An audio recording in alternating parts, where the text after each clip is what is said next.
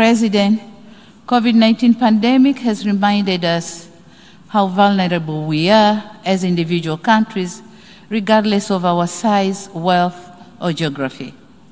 As we meet here today, we have less than a decade ahead to meet our collective commitment to achieve the Sustainable Development Goals.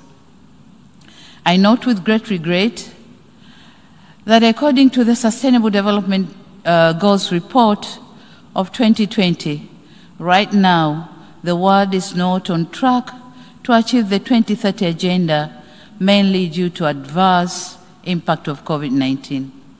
The report further shows that in some areas, this pandemic has even reversed the progress that was already achieved years back.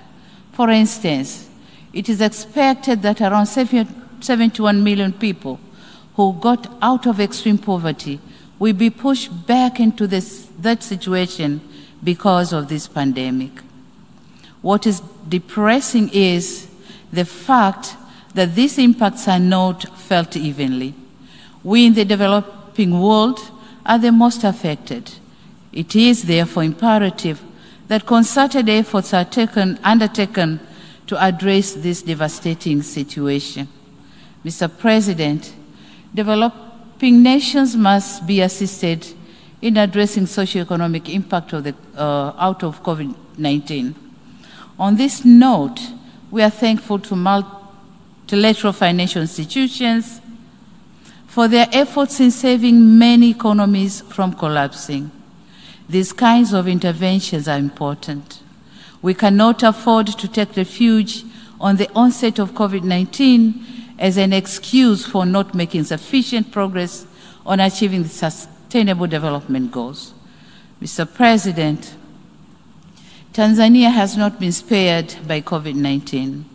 After the onset of the pandemic, we in Tanzania, and I believe in many other developing countries, were stuck in the twilight of protecting lives and protecting livelihoods. Measures advocated by the World Health Organization were geared towards protecting lives. However, in an economy like Tanzania, consisting of a bigger proportion of people living on subsistence economy, whom we need to keep them afloat, my country therefore adopted all necessary measures to curb the spread of COVID-19, including joining the COVAX facility to ensure that Tanzania gain access to the COVID-19 vaccine. The vaccination campaign has started in July this year with the most vulnerable communities and later on other age groupings. Mr. President, globally, when COVID-19 vaccines were being developed, some of us were hopeful that this would mean something good to all of humanity. Nevertheless, we have come to learn that the virus is moving faster than the global production of distribution of vaccines.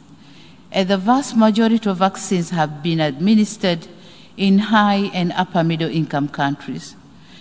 With the current pace, it is less likely that we'll meet the WHO threshold of vaccinating at least 40% of people in every country by end of 2021 and at least 70% by the first half of 2022.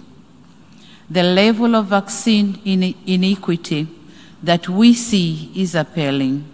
It is truly disheartening to see that whilst most of our countries have inoculated less than 2% of our populace and thus seek more vaccines for our people, other countries are about to roll out the third dose, calling it booster vaccine. We tend to forget that nobody is safe until everyone is safe. It is indispensable that countries with surplus COVID vaccine doses share them with other countries.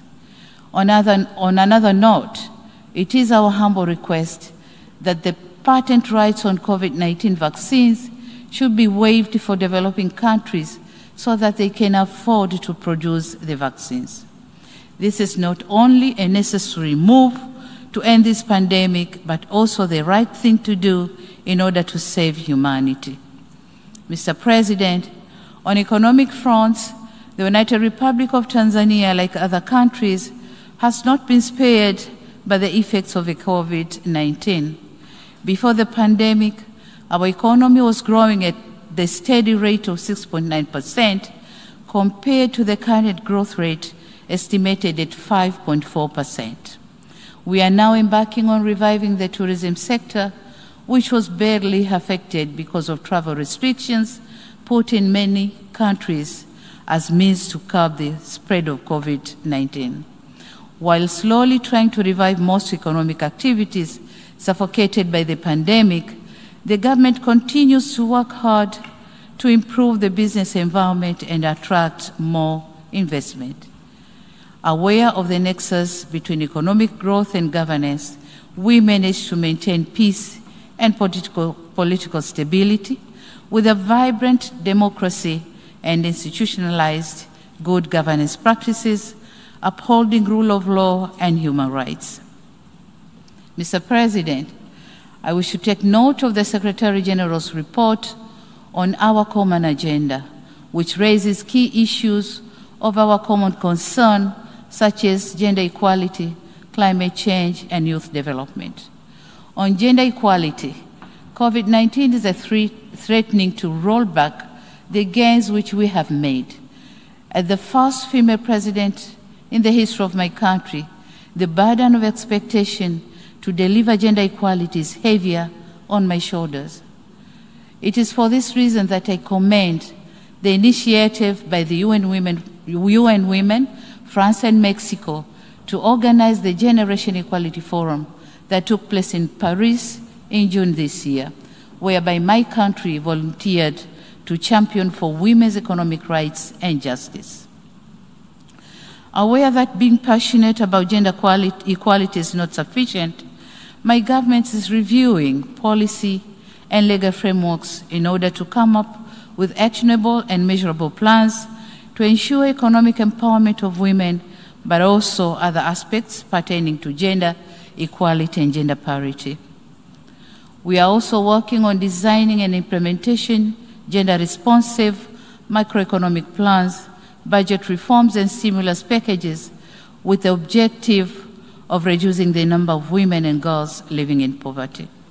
Mr. President, the challenges of climate change are really affecting livelihoods, peace and security, and forceful displacement of our people. Tanzania government spends 2 to 3% of GDP to mitigate and build resilience of communities. And this is a lot in a country which is still grappling with poverty coupled with the emergency of the COVID-19 pandemic. The pandemic has compromised our capacity to respond to harmful impact of climate change. Therefore, our actions today determine the future of our planet in terms of climate change. And in this regard, I call for transparent modality for financial disbursement and emphasize that developed countries should fulfill their commitment to contribute $100 billion annually by 2025 so as to facilitate the implementation of the Paris Agreement. Mr. President, in conclusion, I wish to echo my country's commitment in pursuing the principles of multilateralism as enshrined in the Charter of the United Nations. I urge other nations to continue supporting this august institution. The onset of COVID-19 has given to all of us a lesson that we are deeply intertwined and that unilateralism will not get us anywhere when it comes to challenges that transcends our national boundaries. A wise person once said, and I quote, "Alone, one will go faster, but together we'll go far. Multilateralism must always prevail." Mr. Chairman, I thank you, and I thank you all for your kind attention. Thank you very much.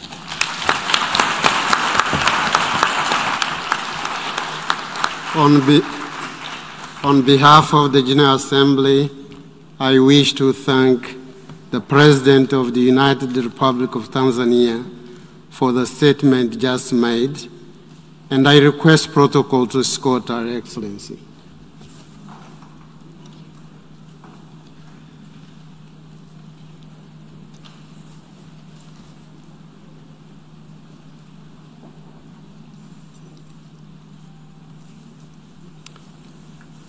I now give the floor to the distinguished representative of Liberia to introduce an address by the head of state.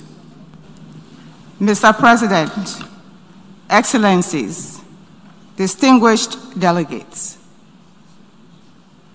it is my distinct honor and pleasure to introduce a pre-recorded statement of His Excellency Dr. George Manneh Weah, President of the Republic of Liberia.